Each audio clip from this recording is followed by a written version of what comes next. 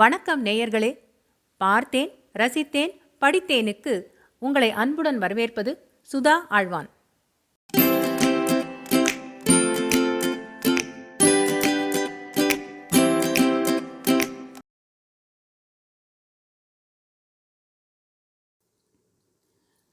ஒரு புளிய மரத்தின் கதை. அத்தியாயம் 5. ஆச்சாரிப்பள்ளம் ரோட்டில் சோசப்பின் லாண்டரியை தாண்டி ஏறத்தாழ 1 மைல் செல்கிற போது புதிய பாதசாரி ஒருவனுக்கு ரோடு அந்த இடத்தில் முடிவடைகிறதோ என்ற சந்தேகத்தை ஏற்படுத்துவது ராணி தோட்டத்தின் பிரம்மாண்டமான வாசல்தான். எதிர்முகமாக முன்னேறி கொண்டிருப்பவனுக்கு ராணி தோட்டத்தின் அகன்ற நுழைவாயிலும் அதையொட்டி வடபுறம் செங்குத்தான மலையில் ராட்சச குழந்தைகள் மாக்கோலம் போட்டு விளையாடியது போல் காட்சி தரும் கருங்கல் மதில் சுவரந்தான் புலப்படும். வாசலையொட்டி தென்புறம் தெரிவதை எல்லாம் ராட்சச மரம் ஒன்று, அதை அடுத்து மரங்கள். ரோடு முடிவடைந்து விட்டது என ஏமாந்து நிற்கிறவன் இயற்கையாகவே அவனை தாண்டி முன்னேறும் பஸ்ஸை கவனிக்கிறான். அவனுடைய கற்பனையின்படி பஸ் ராணி தோட்டத்தின் கருங்கல் சுவரில் முட்டி மோதாமல் தோட்டச்சுவரை நெருங்கியதும் கணப்பொழுதில் மறைவதும் அவனை வியப்பில் ஆழ்த்துகிறது. உண்மையில் அது ஒரு திருப்பம். தானா திருப்பம். கழுத்திலிருந்து தோள்பட்டைக்கு திரும்புவது மாதிரி. ஆயாசப்படாமல் மேலும் நடந்து சென்றால் ஆச்சாரிப்பள்ளம் ரோடு ராணி தோட்டத்தை தாண்டி நெடுந்தூரம் முடக்கமின்றி முன்னேறி செல்வதை காணலாம். அந்த ரோட்டை மறைத்து பச்சை திரை போட்டிருப்பது விருட்ச கூட்டங்கள்தான். இந்த ரோட்டில் கூப்பிடு தூரம் சென்றதும் புன்னைக்காட்டு விலைக்கு எதிராக தெரிகிறதே பெரிய கட்டிடம் ஒன்று. அதுதான் மேற்றிராணியார் வசிக்கும் அரண்மனை. திங்கட்கிழமைகளிலோ அல்லது வியாழக்கிழமைகளிலோ காலை 6 மணிக்கு எல்லாம் ஆச்சாரிப்பள்ளம் ரோட்டில் நின்று கொண்டிருந்தால் ஏழை குழந்தைகளின் பட்டாளம் சாரி சாரியாக அணிவகுப்பதை காணலாம். விடியற்காலை வேளையில் பலவந்தமாக கலைக்கப்பட்ட தூக்கம் விழிகளில் வழிய வீட்டிலிருந்து விரட்டப்பட்ட குழந்தைகள் கிழிந்த சட்டைகள், கிழிந்த ஜம்பர்கள், வாட்டர் ப்ரூஃப், ஃபயர் ப்ரூஃப் பாவாடைகள், சடை, பேன், சிறங்கு, பரட்டை, கட்டி இத்தியாதி.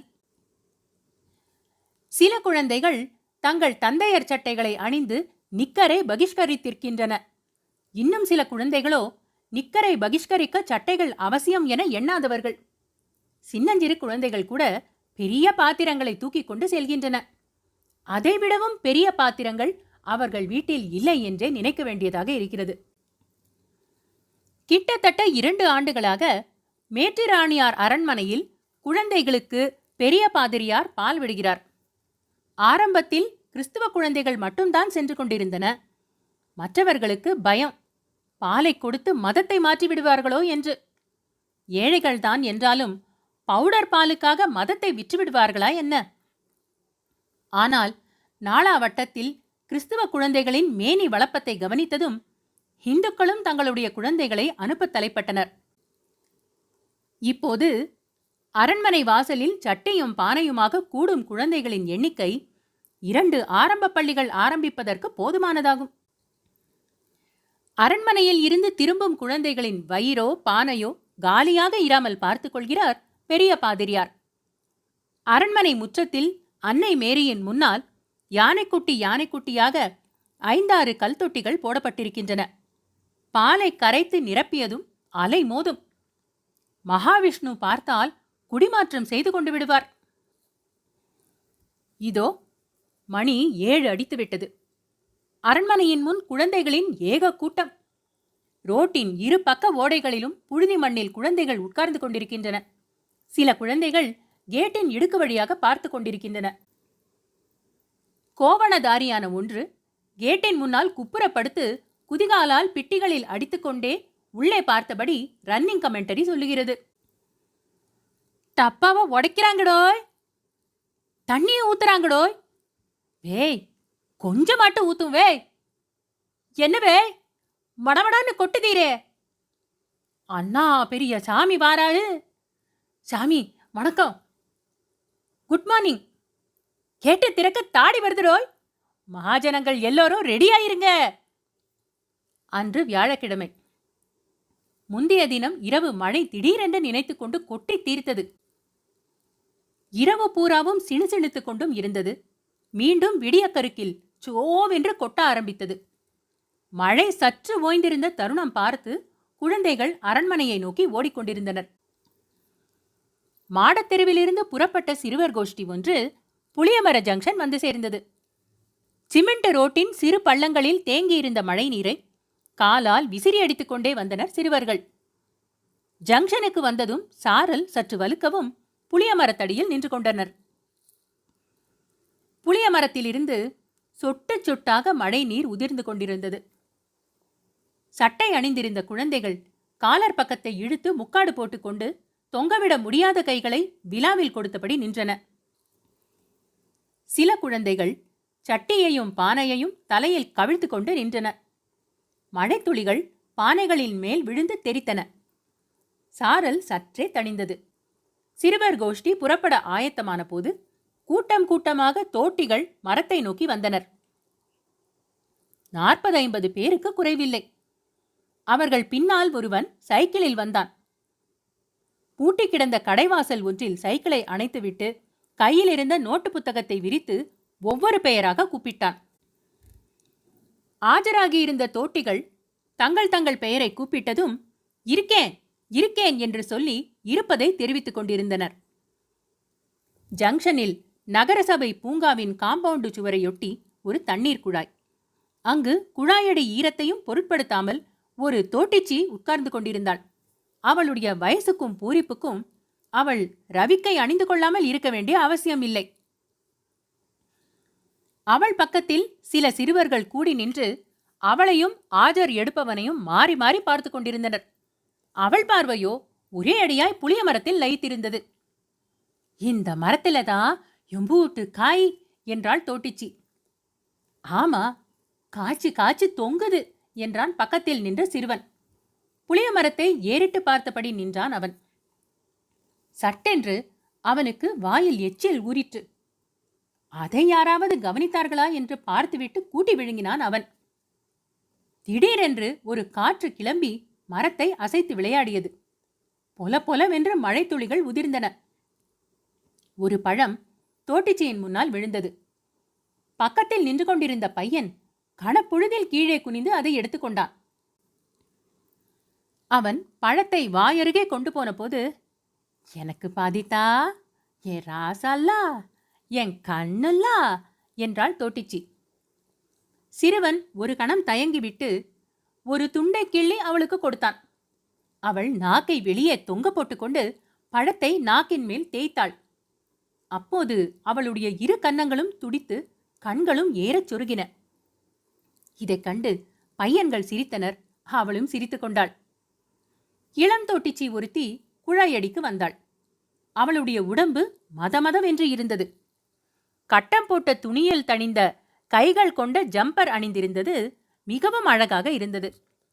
தலையும் பரட்டையாக இருக்கவில்லை. எண்ணெய் போட்டு சீவி படிய வாரிவிட்டிருந்தாள். வலது கையில் நிறைய கருப்பு வளைகளும் அணிந்திருந்தாள். அவளிடம் கல்யாண ஜோர் தெரிந்தது. குழாயடியில் உட்கார்ந்திருந்தவளை பார்த்து இளம்பெண் கேட்டாள், இன்னைக்கு வாந்தி எடுத்ததா உனக்கு? அடே அப்பா, என்ன வாந்தி! காலையில எந்திரிச்சதும் வயிற்றை கொமட்டிக்கிட்டு வந்துட்டு என்று சொல்லியவாறு பழத்தை நாக்கில் இழுத்து தேய்த்து கொண்டாள் அவள். அவள் பழத்தை சுவைப்பதையே கண்கொட்டாமல் பார்த்தாள் இளம் தோட்டிச்சி. புளிச்சு கிடக்கோ என்று கேட்டாள் அவள். அடே அப்பா, என்ன புளி புளிக்குது, மண்டைய போய் புடிக்குது, வயிற்று கொமட்டலுக்கு சோகமா இருக்கு என்று கூறியவாறு 2-3 தடவை பழத்தை வேகமாக நாக்கில் இழுத்துக்கொண்டாள். இளம்பெண் அந்த இடத்தை விட்டு நகர்ந்து புருஷர்கள் மத்தியில் நுழைந்தாள்.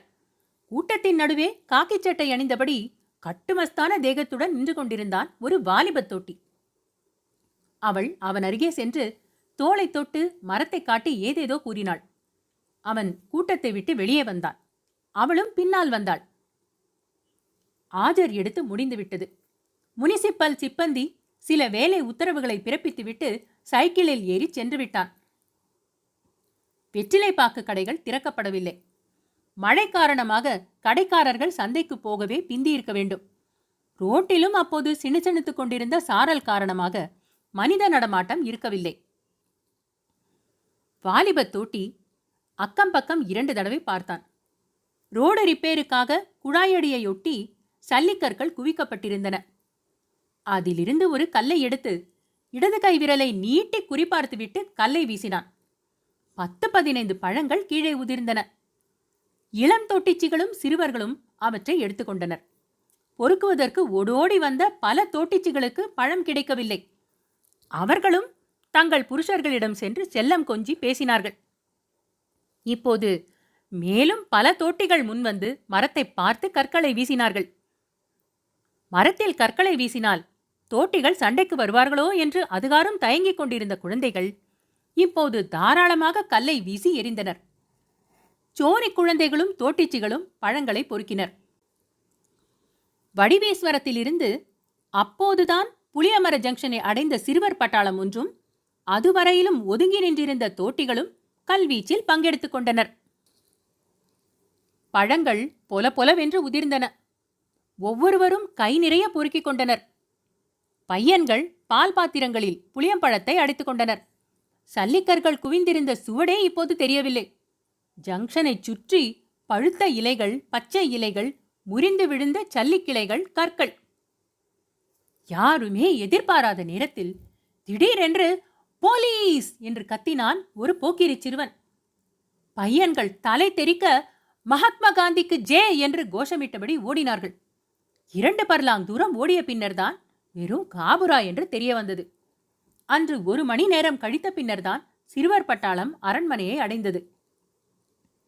தோட்டிகள் வேலையை தொடங்குவதற்கும் அன்று வழக்கத்தை விட பிந்திவிட்டது. புளிய மரத்தடியை பெருக்கிய தோட்டி அன்று விசேஷ சிரத்தை எடுத்துக்கொண்டு பெருக்கினான். ரொம்பவும் துப்புரவாக பெருக்கினான். கற்களை கூட ஒன்று விடாமல் பொறுக்கி குழாய் அருகே குவித்து விட்டான்.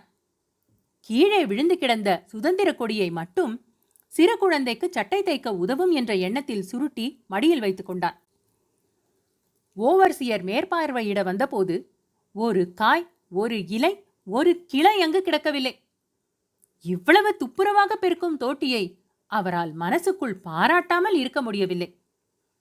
திருத்தமாக வேலை செய்யும் சில தோட்டிகளும் இருக்கத்தான் செய்கிறார்கள். அத்தியாயம் 5 நிறைவுற்றது. அன்பான நேயர்களே, இது போன்ற மேலும் சுவையான கதைகள் மற்றும் கட்டுரைகள் கேட்க பார்த்தேன், ரசித்தேன், படித்தேன் எங்கள் சேனலுக்கு சப்ஸ்கிரைப் செய்யுங்கள். பொன்னியின் செல்வன், சிவகாமியின் சபதம், பார்த்திபன் கனவு போன்றவை பிளேலிஸ்டுகளாக வரிசைப்படுத்தப்பட்டிருக்கின்றன. ஏனைய பிற கதைகளையும் நீங்கள் கேட்டு மகிழலாம். தமிழ் கதைகள் கேட்க ஆர்வம் உள்ள உங்கள் குடும்பத்தார் மற்றும் நண்பர்களிடம் பகிருங்கள். மிக்க நன்றி.